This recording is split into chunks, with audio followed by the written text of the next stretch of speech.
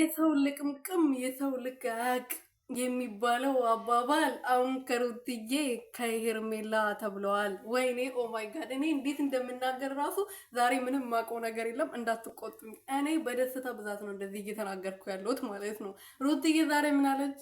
ያሸነፍኩት እኔ የሚዘሉት እነሱ ብላ ተናግራለች። እንግዲህ ሄርሜላ ማታ ለሩትዬ አንበሳ ሲወርድ እሷ ነበረች እየዘለለች የነበረው ማለት ነው። ምክንያቱም ሽንፈቷን ተቀብላ ምን አለች?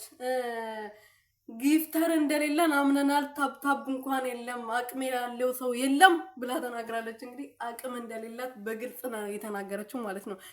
ከሩትዬ ጋር ራሱ ለመወዳደር በመሞከሯ ማፈር አለባት እቺ ምናምንቴ ማለት ነው። ትላንትና መታ 3 አመት ዩቲዩብ ላይ ንግስት የነበረችው ሴት በአንድ ቀን ወይም ደግሞ በአንድ አመት ውስጥ ከሩትዬ ጋር ለመወዳደር በመሞከሯ ራሱ ልታፈርና አንገቷን ልትደፋ ይገባታል።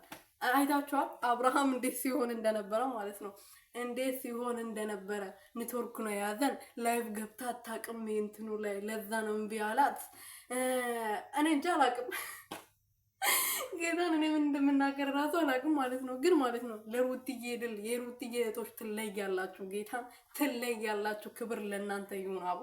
እና በዚህ አጋጣሚ ደግሞ አፍያ የኔ ጀግና ማለት ነው የኔ አብራች እኔ ራሱ ብዙ ጊዜ ታበርተኛለች። በጣም ምርጥና ጀግና የሆነች ሴት ናት። ትላንት ማታ ግጥም ለሩትዬ የገጠመችው ግጥም በጣም ልዩ ግጥምና ሩትዬን የሚገልጽ የሩትዬ ማንነት የሚያሳይ የሄርሜላ ማንነት የሚገልጽ ግጥም ነበር። ይሄ ሳላመሰግናት አላልፍም። ጌታን በጣም ትለያለሽ። ክበሪ።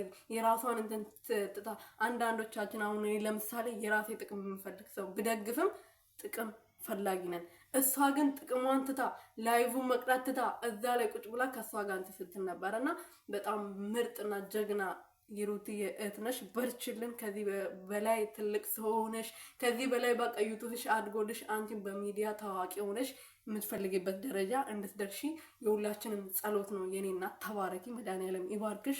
መድኃኒዓለም በሰላም ወደ ሀገርሽ ይመልስሽ። ሩትዬ ደግሞ ስላሸነፍ እኛ በጣም ነው ደስ ያለን። የኛ ኩራት ማለት ነው። አንቺ የኛ ኩራት ነሽ፣ የኛ ኩራት ማለት ነው።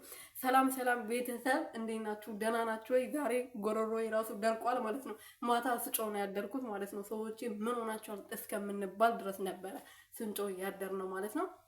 ሩትዬ እንግዲህ የሩትዬ ድል ቀን ነበረ። ቀኑ ሙሉ የኔ ድል ነው ስትል ነበረ የዋለችው። እንግዲህ ማታ የሷ ድል መሆኑ ኤፍዬ ከሷ ጋር ነበረ፣ ፈረንጁ ቢኒ ሁላቸውም ከሷ ጋር ነበረውና ሜሪዬ ዳኒ ሳላደንቀው ሜሪዬ ሳላመሰግናት አላልፍም። ሜሪዬ በጣም ድንቅ ሰው ነች። እንኳን ወደ ሩትዬ ቻናል በሰላም ተቀላቀልሽ። እኔ መጀመሪያ አካባቢ ስትመጪ ምናምን ብዙም ደስ አላለኝም ነበረ። አሁን ግን ከሩትዬ ጎን ስለሆንሽ ሩትዬ በደስታ ብዛት ስታለቅስ ነበረ ትላንት ማለት ነው።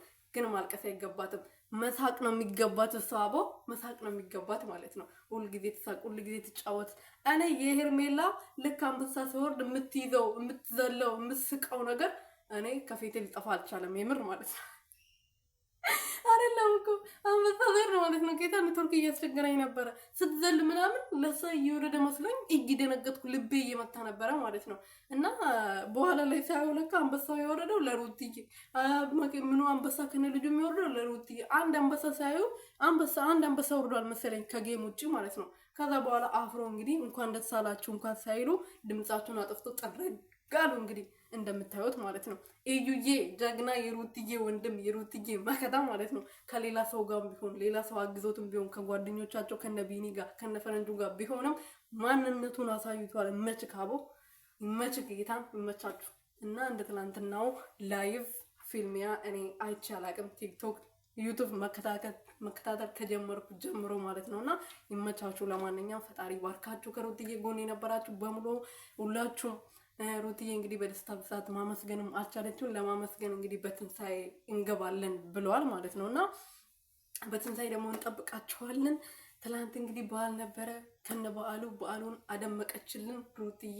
ሁሌም ሳቅልን፣ ፈገግ በይልን። ያንቺ ሳቅ ያንቺን ጨዋታ ነው የምንፈልገው። አንቺ አልቅሰሽ አንቺ አዝነንሽ ማየት አንፈልግም የኛ በጭራሽ ማለት ነው። አፍያዬን አመስግኑልኝ፣ አፍያን አመስግኑልኝ በእናታችሁ ጌታ አመስግኑልኝ። በቃ ይሄን ግጥም መቼ የማይረሳ ግጥም ሩትዬ ሪከርድ አድርጋ ነው ማስቀመጥ ያለባት። ማንኛውም ሰው አሁን ለምሳሌ ለትዳርን ለመበጥበት የመጣች ሴት የሚገልጽ ግጥም ነውና ይሄ ግጥም መቼም እንዳይጠፋ